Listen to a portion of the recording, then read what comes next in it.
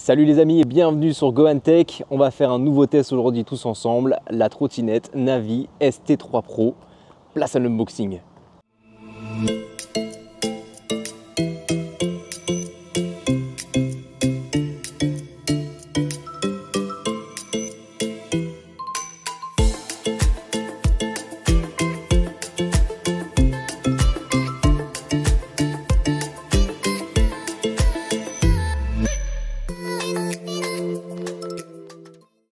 Comme vous avez pu le voir, l'unboxing est ultra rapide, 4 vis sur la potence et c'est terminé, elle est prête. Bref, après quelques kilomètres avec, j'ai hâte de vous en parler.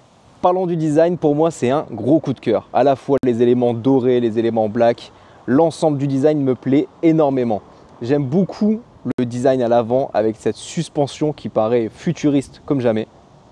Au niveau de la potence et au niveau du guidon, on retrouve tous les éléments de sécurité, que ce soit les clignotants avec la petite télécommande intégrée, ça c'est plutôt bien pensé.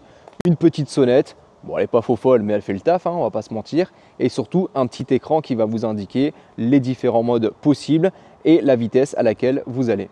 Au niveau du support, on est sur quelque chose d'assez large avec un petit revêtement antidérapant qui fonctionne bien mais qui malheureusement se salit très vite.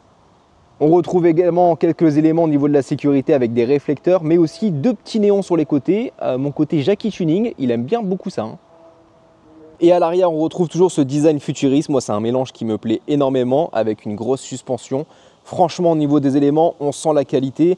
Mon seul reproche à la rigueur, c'est ces plastiques dorés qui vont vite s'abîmer dès qu'il y a un petit frottement. Pour moi, l'un des gros points forts de cette trottinette, c'est le confort. Avec les suspensions à l'avant, à l'arrière, avec un pad aussi large, très sincèrement, c'est hyper confortable. Pour tout vous dire, je possède encore même une Xiaomi M365 qui est un ancêtre quasiment dans le domaine de la trottinette électrique et il n'y a clairement pas photo. Alors la trottinette d'avant n'avait pas forcément beaucoup de suspension, ni une potence aussi confortable, ni des éléments aussi confortables. Mais là, c'est le jour et la nuit, c'est hyper confortable, ça absorbe tous les chocs. C'est un bonheur de rouler avec cette trottinette. Côté moteur, on se retrouve avec un moteur de 600 watts. C'est quand même assez impressionnant. Alors évidemment, atteindre les 25 km/h pour cette trottinette, c'est d'une facilité déconcertante. Pourquoi 25? Parce que c'est la loi qui est en vigueur, on ne peut pas dépasser plus. Bon, vous pouvez, via des systèmes D, dépasser plus et rouler un peu plus. Je ne vous le conseille pas, évidemment. Côté autonomie, sur le papier, c'est 75 km. Alors, approximativement, vous allez en faire toujours un peu moins selon les conditions, votre poids, selon la pente qui est inclinée, blablabla, comme d'habitude. Mais en réalité, moi de mon côté, en roulant à 25 km/h constamment, j'étais aux alentours des 50 km, ce qui me paraît quand même hyper raisonnable. Et côté frein, frein électrique à l'avant, frein à disque à l'arrière, ça freine bien.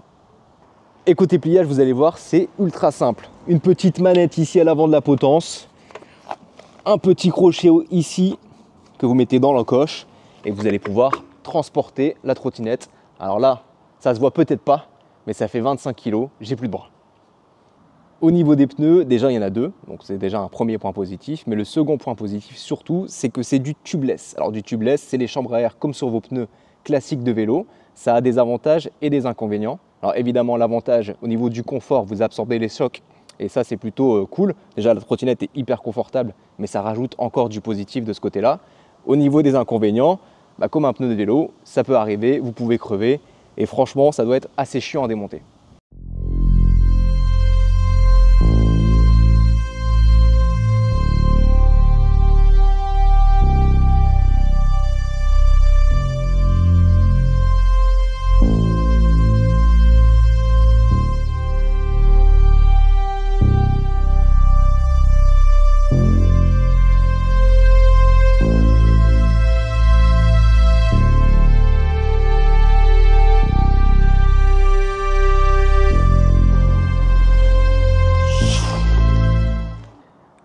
Au niveau de l'application, parce que oui, cette trottinette possède une application comme quasiment toutes les trottinettes, mais elle possède quelques caractéristiques qui sont sympas. Alors, on peut voir l'autonomie déjà, ça c'est plutôt cool. On peut voir aussi la possibilité de verrouiller ou non la trottinette à distance. Évidemment, il faut que vous soyez à une distance raisonnable puisque c'est en Bluetooth. Mais vous avez accès aussi à différents paramètres, notamment le paramètre de la lumière ambiante du véhicule. Vous pouvez choisir le style d'animation, mais aussi les différentes couleurs. Alors ça, mon côté Jackie Tuning, il aime beaucoup. Et le dernier mode intéressant, la compatibilité avec Find Me de chez Apple pour retrouver sa trottinette à distance. Et ça, c'est quand même une belle évolution. Parlons des points positifs. Pour moi, il y en a 3 gros. L'autonomie, 50-70 km, franchement, c'est vraiment pas mal pour une trottinette. Le confort, c'est vraiment la meilleure trottinette que j'ai testée de ce côté-là. Et le design, sincèrement, elle a une belle gueule, non? Au niveau des points négatifs, là aussi, il y en a 2-3. C'est pas vraiment violent, mais quand même. Le premier, c'est le poids, 25 kg. Franchement, c'est difficile à transporter, on va pas se mentir.